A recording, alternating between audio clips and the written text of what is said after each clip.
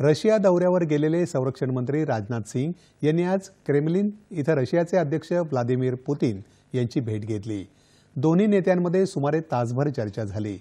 भारत कायम आपला मित्र रशियासोबत राहिला आहे आणि भविष्यातही उभा राहील असा विश्वास राजनाथ सिंग यांनी व्यक्त केला। दोन्ही देशांची मैत्री महासागरापेक्षाही गहिरी असल्याचं ते म्हणाले।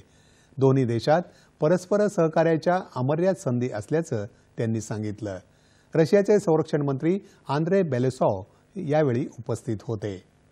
त्याआधी भारत रशिया आंतरसरकारी आयोगाच्या 21व्या बैठकीचं संयुक्त अध्यक्षपदही राजनाथ सिंग यांनी भूषवलं। दोन्ही देशात लष्करी आणि लष्करी तंत्रज्ञान सहकार्याबद्दल हा आयोग स्थापन करण्यात आला आहे। ही बैठक अत्यंत फलदायी झाल्याचं राजनाथ सिंग यांनी म्हटलं। दोन्ही देशांमधले लष्करी संबंध सामरिक भागीदारी अधिक दृढ करण्यासाठी या बैठकीत भर देण्यात आला। आंद्रे बेलेसॉव यांच्याशी भारत रशिया आंतरसैन्य आणि लष्करी तंत्रज्ञान सहकार्याबद्दल संरक्षण मंत्री राजनाथ सिंग यांनी आज मॉस्को इथं द्विपक्षीय चर्चा केली।